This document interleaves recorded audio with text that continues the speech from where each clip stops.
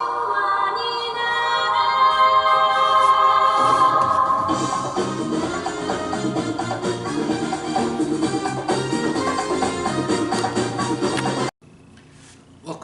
everyone to another review of Neon Genesis Evangelion. We're now on episode 14. I know it's been a while since the last one, been a little bit busy, but this one is going to be a quick review because the first part of this episode is more or less just a recap of the last 11 angel battles. Well, 10. Basically what happens is they show the angel 3 through 10 battle sequences, and instead of replaying all the dialogue that happens in those episodes, what this episode actually does is kind of interesting, is they let the story kind of be told by on-screen text, but that's not the only thing they do. What they do is have people look at it through, they have the story be told kind of through different people's eyes, i.e. when the first angel attack happens, you have Toji talking, reading an essay about what happened to his sister and how can the Ava pilot do all this stuff. We get other stuff, like we get Masato reading her report. All of this with no really additional footage for the most part. We have the class president talking about what happened when the fourth angel attacked, and things like that, and just a lot of on-screen text explaining what's going on, and that's about it for the first half.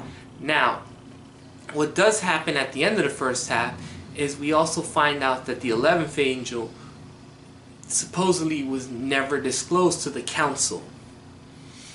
Now that becomes something interesting because the council starts bringing up the group called Seele,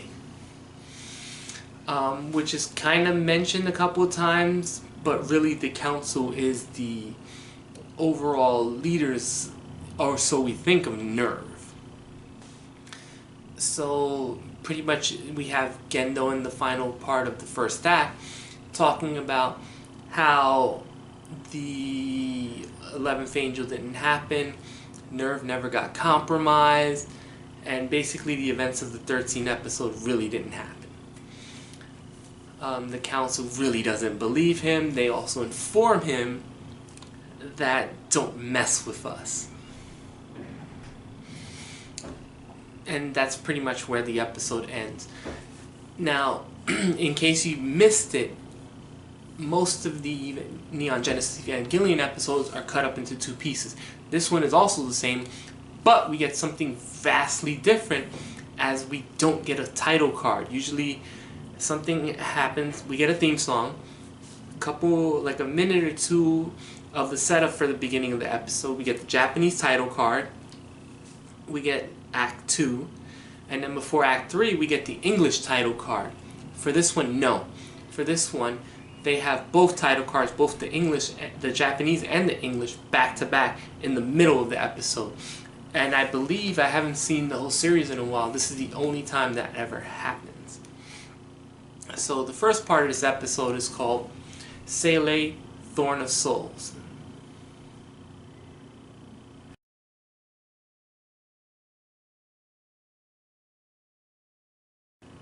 Now we go into the English subtitle. The English subtitle for the second half is called Weaving a Story.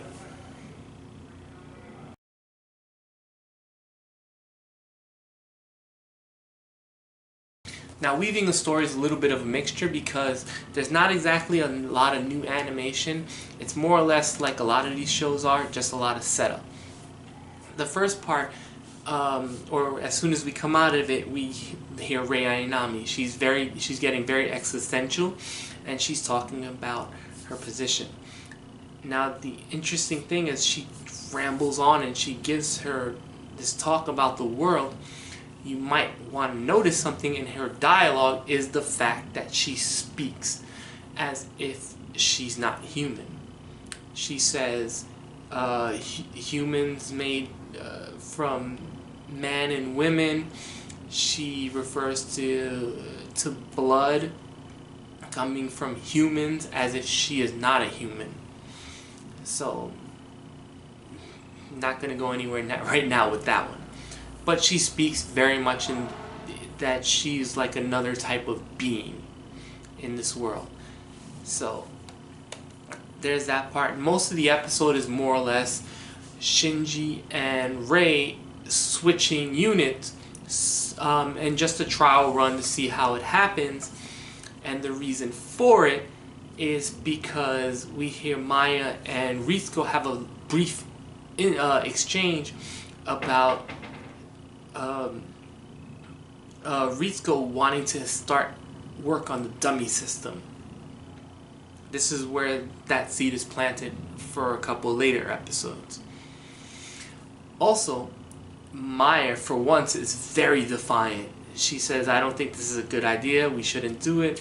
And it kind of ends there because, once again, this is set up for something that's going to be coming down the line soon. So, we also get some stuff with Masato where she kind of seems to be leering at Ritsuko through the side, just kind of not like believing in her or not trusting her. So, there is a bit with Asuka doing her synchro test, but doing it in her Eva. You have Shinji over here in Unit 0 syncing up for the first time. You have Rei syncing up with Unit 1. And Asuka's just syncing up in her unit. When she questions it, Masato kind of just panders to her, like, oh, we don't think you would want to do any other, you would want to drive in any other Eva unit. And of course, Asuka, knowing that her ego's, or, you know, being the egotistical person she is, she totally takes it and is like, oh yeah, I don't want that. But you also start to see her question herself. Now there's an action in this. There's an issue goes wrong with Shinji inside Unit 0, and he starts to attack the booth. Now we've seen this several times in this series. We've already seen Unit 0 attack the booth. We've seen one of their test units attack the booth. This time it's pretty apparent who the Unit 0 is attacking. Watch it for yourself. Don't want to blow too much here. And that's kind of interesting. Episode kind of ends once again with Gendo and Professor Fuyusuki, and Professor Fuyusuki's like, these guys are going to be pissed if they find out what we're really doing. Once again, we still don't know what Gendo wants. We still don't know why Fuyusuki's here, and we don't know what the end game is. But we hear a couple of things. We hear a couple of things about, we don't know about the Human Instrumentality Project. Fuyusuki asks Gendo, how's the Atom Project going? And we end up with Gendo talking about how Rei is perfectly fine and that she's already been able to sync up with Unit 0 again. Now Fuyusuki makes a brief comment. It's like, why are you so worried about Rei? The episode ends with Gendo telling Fuyusuki, oh, we're proceeding with the Lance of Longinus. The Lance of Longinus is what they both came back from the South Pole with, the Antarctica. And the episode ends with Rei in Unit 0 carrying the lance to an undisclosed location. Now, what will happen will be kind of explained in the next episode. So that's pretty much this episode.